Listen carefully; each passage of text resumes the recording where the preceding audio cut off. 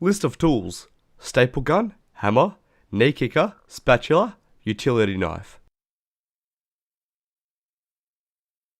Step 1. Hammer the tack strip all the way around the room, leaving half an inch (1.5 cm) gap from the wall. Step 2.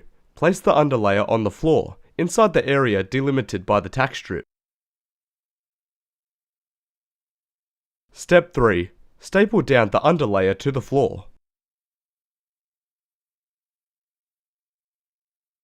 Step 4. Lay down the carpet. Step 5. Push the carpet into the tack strip using the knee kicker.